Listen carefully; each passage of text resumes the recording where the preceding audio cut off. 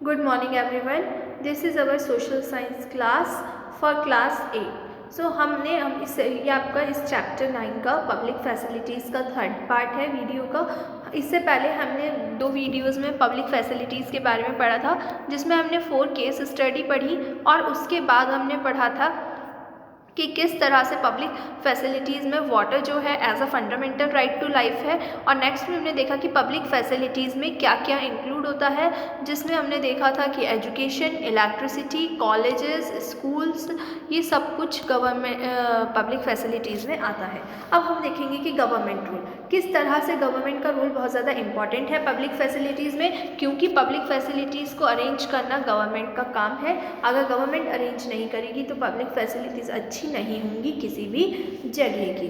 The governments given that public facilities are so important, someone must carry one responsibility of providing these to the people. तो किसी ना किसी की, तो हमने देखा कि पब्लिक फैसिलिटीज़ जो हैं वो बहुत इंपॉर्टेंट होती हैं, तो कहीं ना कहीं किसी ना किसी की तो जिम्मेदारी होती होगी कि कौन कौन सी फैसिलिटीज़ और कितनी अवेलेबल कराई जाए लोगों को। One of the most important functions of the government is to ensure that these public facilities are made available to everyone.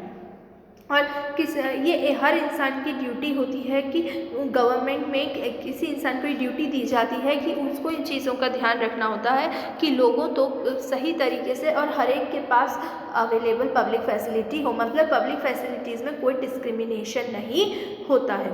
Late us try and understand why the government and only the government must bear this responsibility. और हमें आगे समझेंगे कि इस responsibility को सिर्फ government को ही क्यों दिया जाता है।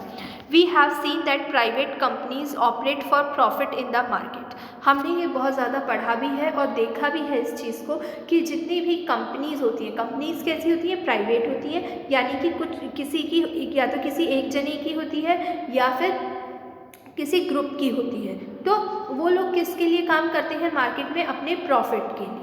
You read about this in the chapter The Story of a Shirt in your class 7th book. Class 7 book में आपने पढ़ा होगा, जिसमें स्टोरी ऑफ अ शर्ट थी, जिसमें ये बताया गया था कि जितनी भी कंपनीज हैं या इंडिविजुअल जो भी वर्क करते हैं लोग, वो सिर्फ प्रॉफिट अर्निंग के लिए करते हैं, मतलब अपना प्रॉफिट करने के लिए, वो पब्लिक के लिए वर्क नहीं करते। और जितनी भी गवर्नमेंट चीज़ें होती हैं, चाहे वो गवर्नमेंट कोई शॉप हो या गवर्नमेंट इंस्टीट्यूशन हो, उनका वर्क होता है कि उन्हें पब्लिक के लिए वर्क करना है। In most of the public facilities there is no profit to be had. और ज़्यादातर हम पब्लिक फैसिलिटीज़ में देखें तो उसमें गवर्नमेंट को कोई भी प्रॉफिट नहीं होता है, बट वो फिर भी गवर्नमेंट जो है पब्लिक के लिए वर्क करती है। What profit can acquire to a company for keeping the drains clean or running an anti-malaria campaign? जैसा कि हम समझ सकते हैं एग्जाम्पल के तौर पे कि गवर्नमेंट जब हार्श कंडीशंस होती हैं या कोई भी बीमारी बहुत ज़्यादा फैल रही होती है तो उसके लिए कैंपेन करती है ना, या फिर जो हमारी ड्रेन्स यानी जो नालियाँ होती हैं उनको साफ़ करवाने का काम करती है। तो इस काम में भला गवर्नमेंट को क्या फ़ायदा हो सकता है? तो ये किसके लिए होती है?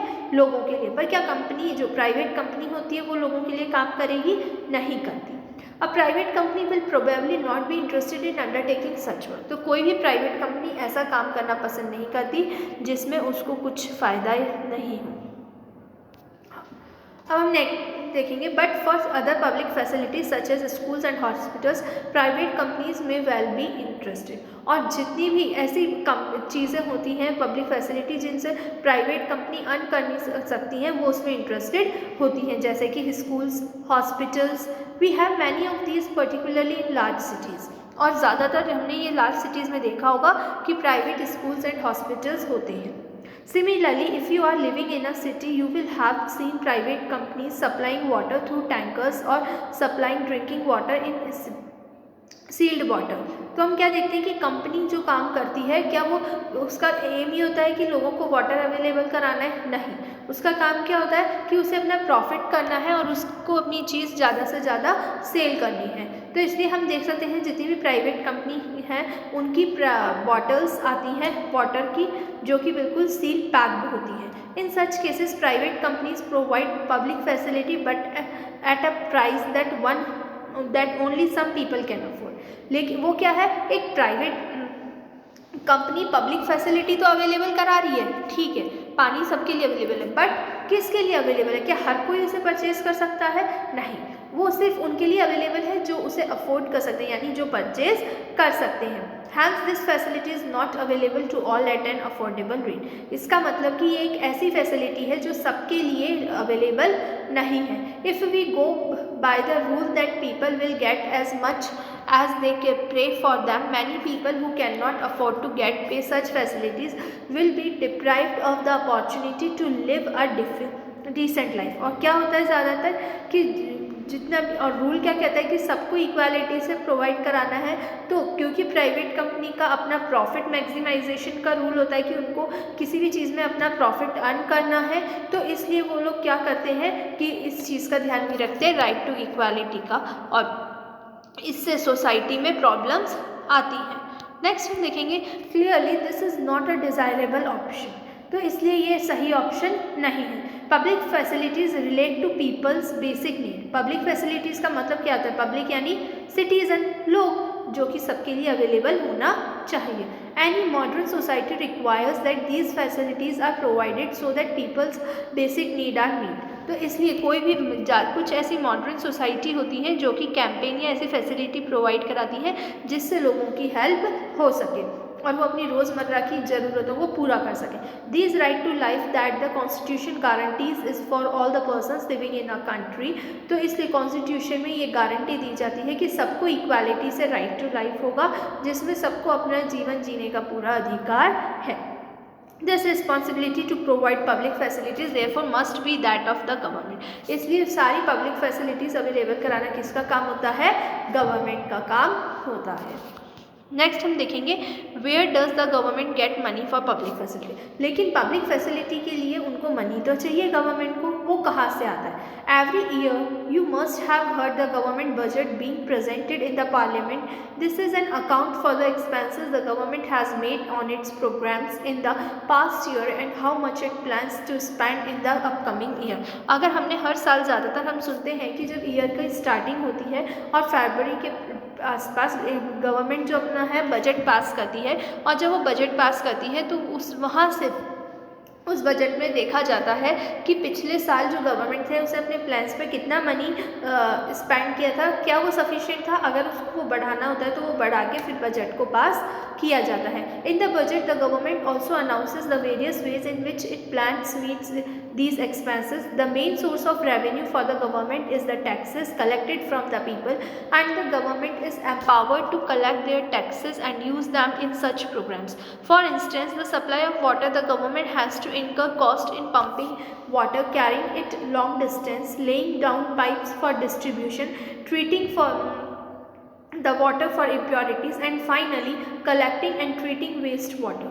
It meets their expenses partly from the various taxes that it collects and partly by charging a price for water. The price is so that most people can afford the certain minimum amount of water. So क्या होता है इसमें, क्या बताया गया? इसमें बताया गया है कि जब वो बजट में तो निकाल देते हैं, लेकिन क्या बजट में निकालने से काम पूरा हो जाएगा? नहीं, बजट में निकालने से काम पूरा नहीं होता। अल्टीमेटली उनके पास मनी कहाँ से आता है? मनी जब वो लोग टैक्सेस कलेक्ट करते हैं उससे आता है। और अब जैसे कि हम एक एग्जांपल ले सकते हैं कि अगर गवर्नमेंट का काम है कि उसको वाटर अवेलेबल कराना है सभी को, तो उसमें बहुत खर्चा आएगा क्योंकि इतने सारे पाइप चाहिए, पूरा लोगों के घर तक बिछाए जाएंगे वो, फिर उसके लिए बड़ी एक टंकी बनाई जाती है जहाँ वाटर कलेक्ट किया जाएगा, उसको प्योरीफिकेशन किया जाएगा, तो इस सब में बहुत पैसा लगेगा। पर क्या गवर्नमेंट इतना लेगी पब्लिक से? नहीं, पब्लिक तक सिर्फ उतना ही पैसा लिया जाएगा जितना कि हर कोई पे कर सकता है। Central government spends money on rupees goes to, कि कितना खर्च होता है हम देख सकते हैं। States share of all taxes and duty 24 पैसे। हम देख सकते हैं कि यहाँ पे अलग अलग रुपीज़ बताए हैं, जैसा कि interest payment, centrally sponsored, central sector scheme, defence, subsidies, finance commission, other expenditure, pensions. तो ये कुछ है जो हमें डायग्राम से शो किया गया है कि कितना टैक्सेस के थ्रू वो रिसीव करते हैं, कितना सारा इंटरेस्ट में जाता है। सेंट्रली स्पॉन्सर्ड स्कीम होती है, मतलब जो सेंट्रल की खुद की स्कीम होती है, उनके सेंटर्स होते हैं। डिफेंस यानी कि जो मिलिट्री आर्मी होते हैं इनमें। सब्सिडीज़ यानी जो कुछ मनी प्रोवाइड या कुछ जिसे हम कहते हैं छूट जो दी जाती है उसको सब्सिडी बोलते हैं, वो उसमें भी मनी जाता है गवर्नमेंट का। मतलब जो भी अगर पीपल को एक कंट्री में अवेलेबल करा रहा है अल्टीमेटली उसका पेमेंट कौन करता है, गवर्नमेंट करती है। ठीक है, अब हम नेक्स्ट वीडियो में देखेंगे, इसमें हमने अभी मेनली अपना ये पार्ट देखा। अब नेक्स्ट हम देखेंगे कि व्हाट आर पब्लिक फैसिलिटीज़, की पब्लिक फैसिलिटीज़ में और क्या क्या आएगा और किस तरीके से रेवेन्यू कलेक्ट होता है। कि रेवेन्यू यानी कि गवर्नमेंट की इनकम, और वो कैसे होती है, टैक्सेस से। Thank you.